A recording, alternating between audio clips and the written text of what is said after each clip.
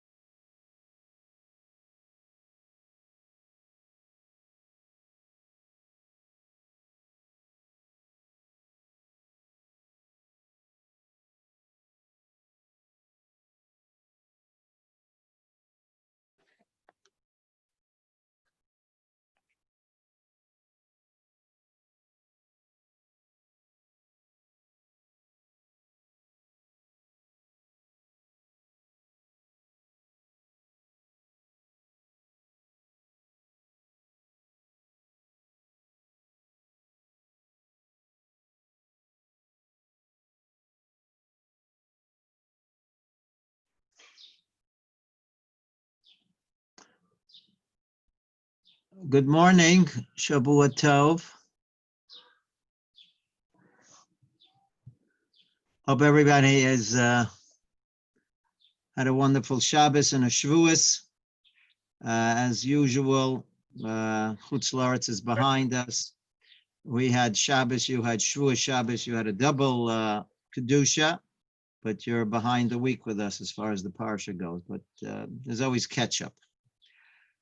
And okay, Smir Hashem, we're starting our week after Shavuos, and we're all ready to move on and to move on with our Kabbalah Torah and to seek new opportunities. So what I'd like to learn with you today, but first, I've been told that this year is now being sponsored Le'ili Nishmas of Chaim Elazar ben Rabbi Yehuda ben Yamin. His neshama should have an aliyah. So we're going to be discussing the piece today called Hachana in the Peleh Yoetz. Hachana means that an understanding that before you start something, you need to prepare. So he starts off with something that we're very familiar with, and that's Shabbos. Our whole week revolves around Shabbos. That's why we count the days. So Yom Rishon l'Shabbos, Sheni l'Shabbos, everything revolves around Shabbos. As we understand, you can make Havdalah up until Tuesday because on Sunday, Monday until Tuesday. So that's coming off the Kedusha of the past Shabbos. And on Wednesday, Thursday, and Friday, we're moving up to the up-and-coming Shabbos. So everything revolves around Shabbos. So we're always preparing for Shabbos, right? The Gemara brings down the famous discussion between Hillel and Shammai. Hillel would wait until Erev Shabbos before he would do his shopping for Shabbos. And Shammai, if he found something that was appropriate for Shabbos on Sunday, he would already put it away. If he came across something on Monday, the next day they felt was more appropriate, so he'd eat what he brought on Sunday then, and then he would save Monday. Each day again was always keeping Shabbos in mind. And Hillel said, Hashem gives a bracha b'chol yom. Every single day Hashem gives a bracha. So he held that you could wait until Friday to do your Shabbos shopping. But he was maskim though that it's better to follow Shammai for most people. Okay, so the Peleh Yoetz says like this: Achonu l'Shabbos mitzvah rabbah. Our preparation for Shabbos, it in and of itself, not just Shabbos is a mitzvah rabbah, but the preparation for Shabbos is a mitzvah rabbah. Matzinu Gedolei Yisrael Shahayu Oskim Bo. We see that even our great Talmidei Chachamim were put all their efforts into Shabbos. Kvar Kosem Mishem Ari is brought down in the name of the Ari. Shema Shemaziyah, the sweat that comes off of a person. Lahachin Tzorchei Shabbos Utikin Gadol. It's an enormous perfection. The Pegama Bris, which is one of the major problems that we have in our neshama, how we damage our neshama with the Pegama Bris. And the Ari brings down that the more we put into Hachana Shabbos, that has a very therapeutic way to help our neshama in that respect. V'amram Areinu Harav Rabbi Avram Halevi Zichron Levracha Shahaya Marba B'Psiyos. He would constantly walk around and go around Liknos Ulahach and Tzorchei Shabbos. He would make all efforts to go around to try to pick up things for Shabbos. One by echad, one by one, ki yesh schar psiyos, because for each step he took, he realized he was getting a mitzvah, just like we have the famous idea of schar psiyos, of going to a minyan, that the more you walk to a minyan, the greater reward you get. V'haya osa hakol al yodo, he did everything personally, ki mitzvah bo yosem b'shluchu, because we have a very famous rule, the Gemara Kedusha brings down, that if a person does something personally, it has a much greater effect than if you do it through an agent. You can accomplish, but it has much greater effect for you if you do it by yourself. So this is one approach, and he brings on his own personal opinion over. He says, "Vani Omer, I want to say," this is the Peleh Yoetz talking. Sharav haya osa kain lefi shegam b'halichoso toraso umnoso. What he wants to discuss over here is how much time should a person put into hachana for Shabbos. So he brought down this Rabbi Avram Halevi, who put in a good deal of time on Friday to prepare for Shabbos. So he wants to say, in his opinion, the Peleh Yoetz, that this person, that's because everything that he did was Torah oriented. So even the steps he's taking is also part of Torah. He was totally involved in Torah. That was his mindset. Or Torah b'dveikuso im kono, he was focusing on Hashem. V'avosu v'yiraso, and his love and his awe, kedavra amor, like it says. So therefore, he could put in extra time for Hachana Shabbos. Aval kagona na, but he says, but in reference to your person in the street, yasme de yasme, we are so quite a bit removed from that level.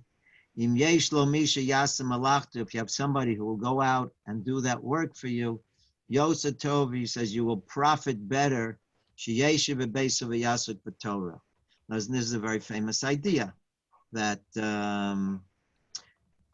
anything that you can do through a shliach, then your learning Torah takes a priority. Now, obviously, again, there's a mitzvah to be done, and the mitzvah needs to be done. But he's saying over here, if you can appoint someone else to do it on your behalf and you'll have time to sit and learn, he said, you will profit better if you learn Torah. You'll come away with new understandings in Torah. Because nothing equates, nothing is in value equal to the value of Torah. Even mitzvahs, things like that, Torah outdoes everything. Torah, Talmud Torah Keneged Kulam. So therefore he wants to balance this out. He said for individuals that are on a very, very unique level, for them the mitzvah of Shabbos and the acquisition of things for Shabbos, that that's for them. And they could be involved in that and still be connected to Hashem through that way. But he says for most people, it's not going to work that way. I don't know if this is similar, but there's a very, very famous story that the Vilna Gaon wanted someone to give him Musar. So the person that he asked to give him Musar was the Dubna Magid. And to try to find any character flaw, any flaw whatsoever in the Vilna Gaon is almost impossible. So he had one possible idea that he put out in front of the Gaon. And he told him, he said, maybe you're a Gaon because you sit in your house and you're not out in the street like everybody else. He said, it's not such a kunz. That was the expression. It's not such a kunz, it's not such a trick for you to be the Gaon because you're sitting in the base measures 24/7. He said, try to be a Gaon if you're going to be out in the street dealing with people and things like that, of that nature. So the story goes that he cried when he said that, thinking about it.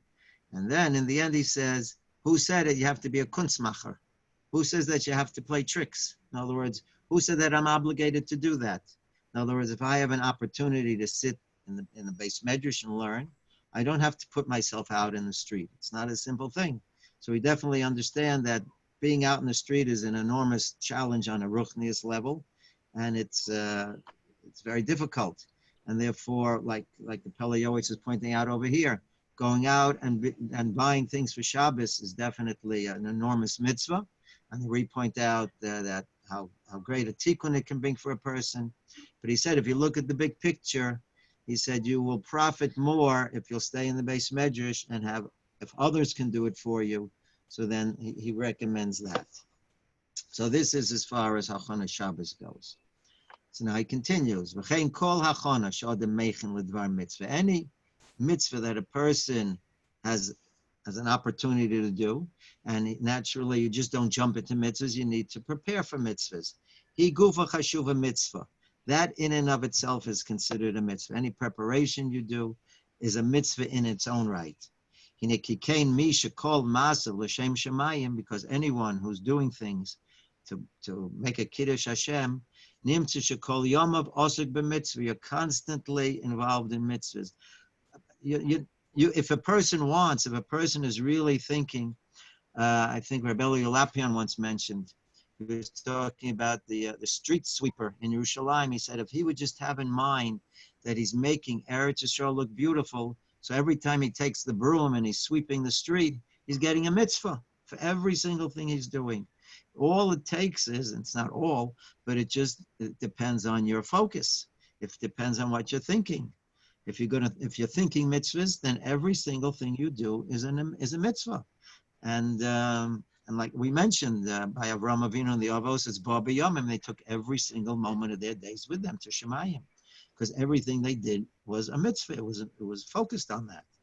So it's not only for them, and it's for us too. We just have to try to, even if we do it for 1 minute out of the day, like Rabbi Miller always used to point out, at least think about it. So if you take out a moment and you think about it, that I want to do this l'shem shemayim, then you're turning mundane activities into mitzvahs. Umatov levate b'svasayim, and he says how important it is to enunciate it, to verbalize it. Kodem kol masa shiomar shu osa hachana lemitzvah. It's very crucial. It's very important to say that l'shem mitzvah, like you see when they do make matzahs. Any mitzvah you're about to do, you say, I'm doing this to prepare for the mitzvah. Kagon, he gives an example. Before a person eating. What should a person say? I'm coming to eat my meal now. Gufi bari, so that I should be healthy. V'chazak, and I should have energy. Lavodas Hashem Yisbarach. I want to do this so that we're all going to eat. Everybody's going to be eating. We're all doing the same thing. The difference is that I defined my eating. And if I define that eating, that means every bite I took is considered a mitzvah, right? Otherwise, I'm just doing like an animal does. Animals eat and we eat. What differentiates between us and them? We say a bracha. But I think he's saying that we should do even more than that. In other words, the bracha might, I guess the bracha isn't sufficient enough. You need to even verbalize that I'm doing this l'shem mitzvah. Because the bracha basically is giving you permission to eat. Now, the Gemara brings down that if a person eats without saying a bracha, he's stealing. It's Hashem's food. Hashem's giving you. You ask permission first, just like you ask your mother, "Can I take a cookie from the cookie jar?" It's not yours. You have to ask your permission. But this is telling me why I'm eating. I'm resting now. So my mind should clear. So I can serve Hashem better. I'm doing business. I'm going out and I'm doing my business. I'm making my efforts to make my profit. All with your help, Hashem. In order to support my family. Like you want me to do, Hashem. Or that I should be able to give tzedakah and to do chesed. And every mitzvah should have this in mind. Before you do it, you should try to define it, that this is why I'm doing it, and therefore everything I'm going to do becomes a mitzvah. You're building a house, you're putting on clothes. This is the path, but call Maisa for every single activity that you're involved in. This should be the way it should be defined. With Dvarmos and Peiros, and you should know from these words, you will bear fruit from this.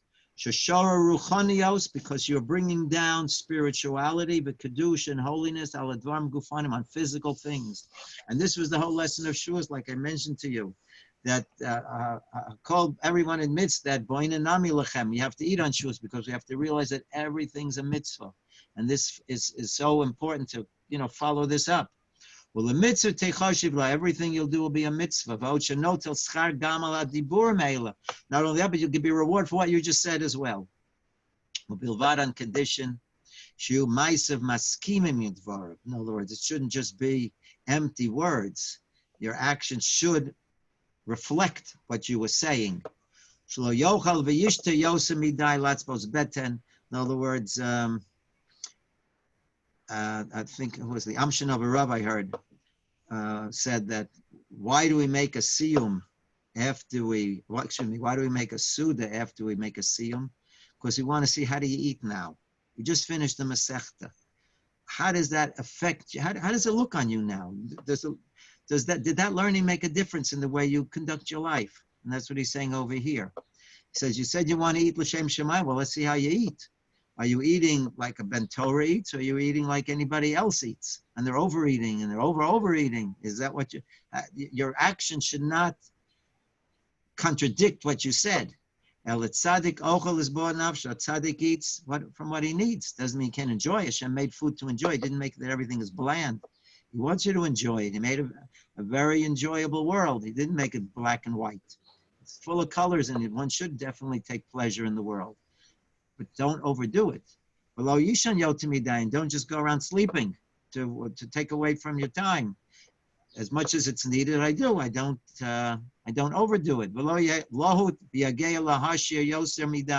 Also, a person shouldn't become overly indulged in wealth, because money is like salt water. You can't get enough of it. You have to know when and how to do it. There's no holding back for Hashem.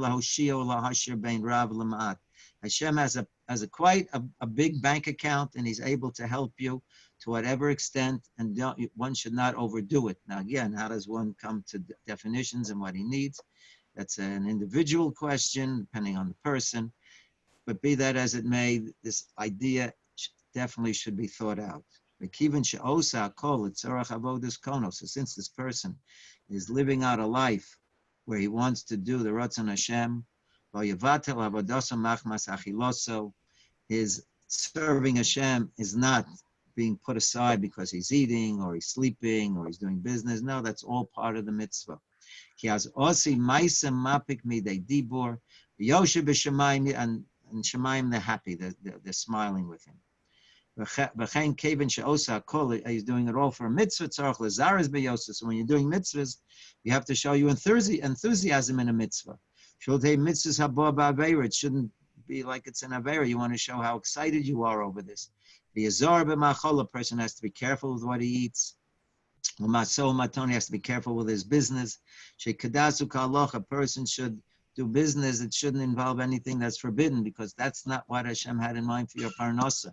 That's a contradiction in reality. If Hashem wants you to make parnos, it has to be that it shouldn't be anything that's unallowed, illegal. The mitzvah, then it's considered a mitzvah.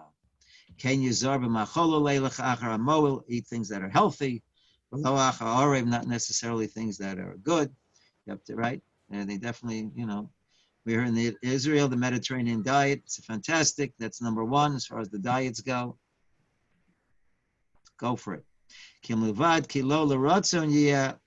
Not only will it not be to your desire, it's not a mitzvah, etc. Okay, so this is different. One was Shabbos. Now we're discussing our way activities. Now he brings down another achana. Like it says, Hikon likras elokecha Yisrael. Well, how should a person present himself when he's about to daven? We've been discussing about davening also. How should a person go about preparing himself to meet Hashem, his king? Dahainu kagon lirchotz panav kodem tefillah shachar. The person should wash himself up. B'momed yachaf, right? He lived. Not everybody had shoes back in those days. If he's barefoot, tzarich he should wash his feet. Shouldn't be dirty. How does one dress when one is conversing with the Creator? Even if you're davening at night, you're in your house. You didn't go out. How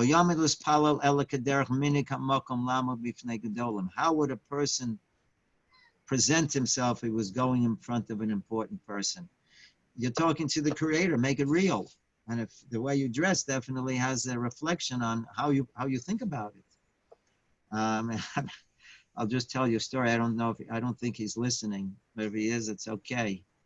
I used, because living in Eretz Yisrael, so ties were not such a big thing back in the days.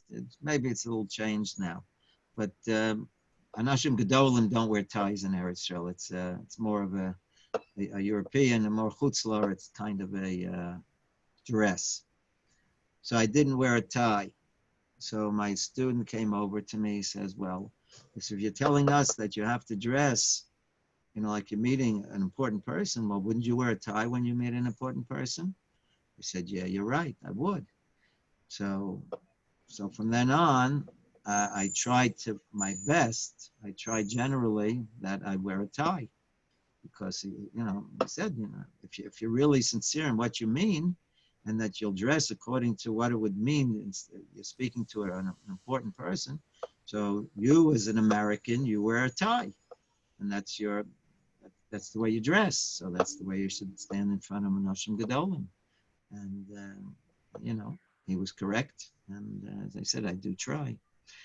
Now, mind you, there is a concept. There is a concept when you move to a different country, like the Peleh Yoetz himself brought down over here. It says, what would they do in the place where you live? So since in Eretz Yisrael they don't, so you certainly have a right to dress as they do in Eretz Yisrael. But I guess being in Neve all the years, so it's sort of like being in America. I don't know if I've ever actually moved into. I live in Eretz Yisrael, but I don't think I became part of the culture of that over here, because I've always involved with Americans. So therefore, I still feel more connected that way, and therefore I held that it was a proper observation. But anyway, he says, you should also know when you're learning Torah also. Shashchina Kenegdo, the Shechina is there with you. But I think the Telstone is named after the Tel's Yeshiva. And I think one of the founders here mentioned her father was Elio Meir Bloch. That's the street I live on, Bloch. It's named after Elio Meir Bloch. He came over to America, during the war. He came to America. He founded the Tel's Yeshiva in Cleveland. So I think his daughter said that her father never took off his hat and jacket. He always wore it. In other words, these were people that looked at themselves, I'm always standing in front of the Creator, and I have to dress in a certain way. I have to represent that.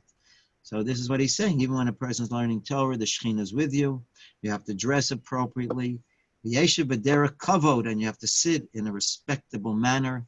Kiyoshiv, like you're standing in front of a king. These people lived it. These people lived it because they believed it. In other words, if you really believe something, so then it'll show itself off in reality. Very often we say things, but we don't really believe that. That's our challenge in life. We have to really inculcate it and integrate it. It's for real. Gam k'shemeisev al shulchano, when he would sit at his table. When you're saying Birkas HaMazon, you're thanking Hashem. You sit respectfully. This table that you're on, this is the Shulchan of Hashem. This is your Mizbeach. If you look at your table as a Mizbeach, it's a different activity. You do a Maisa Nora She'er L'Marena Harav Yisrael Najar. I'm not sure who this is. I know there's Rehov Najara we have in Yerushalayim, maybe the same person. Because in the time of the Ari, Matov Lizor Lisate Bebeged Elyon, he said it would be very advised to wear a jacket, like you see. A person should wear a jacket when he's saying Birkas HaMazon, which is calling in Arabic Ober Kleid. Kleid there means clothes. So Ober means on top, meaning a coat, jacket. When you're davening, and he says he highly recommends that. Okay, we have another minute or two, so let me just finish up over. He has another hachon over here. Another hachon that should be important. Preparation in your mind, a mental preparation. Shelo yasa shum davar katan. Person shouldn't do even small things. V'godol b'pesa pitom. In other words, a person should always, just like, I heard a very famous line, don't activate your mouth until your brain is in gear. In other words, but not only your mouth, but anything. But make sure you thought it out first. Don't do things impetuously. Don't be compulsive. Think about it first. The petep, don't do things suddenly. To think a little bit. Is it a good thing to do? Which one is it? In other words, should I do it? Shouldn't I do it? Certainly, here we go with the mouth. Talk is cheap, and that's the problem. It's so cheap. You just keep it going. Right? That's the famous idea of the Chavetz Chaim, which doesn't work so much today. He said you should think about a telegram. You pay for every word you do. So therefore, a person would think before they wrote. In other words, when they used to send telegrams, for each word you paid, so therefore you try to make it as concise as possible, use as few words, and get the whole idea across. So that's the way you have to think, today, but that's the problem today. Everything, so you don't pay for anything. It used to be when I moved here to call America, 3 minutes cost $10. Now you pay $10, you can get a whole year's program for free, as much as you want. So our thinking of our words are not as valued anymore. But he's saying, people talk very quickly, most of it's problematic. It's not good. Before a person speaks, anything so think about it a little bit.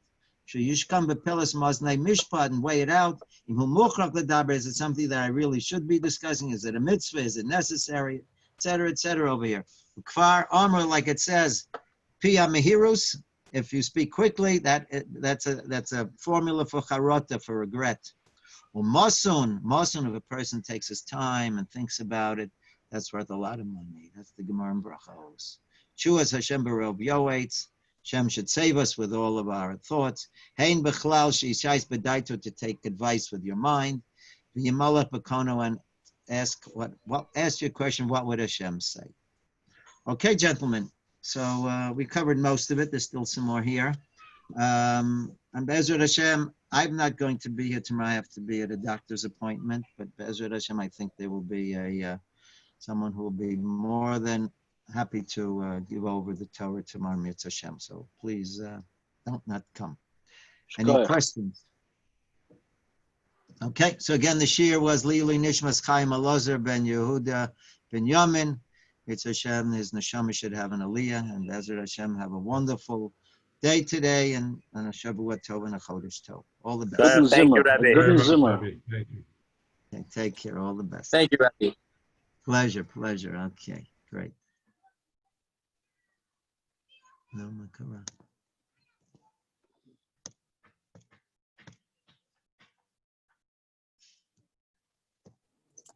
Well, thanks, Rabbi Sternberg. Appreciate it.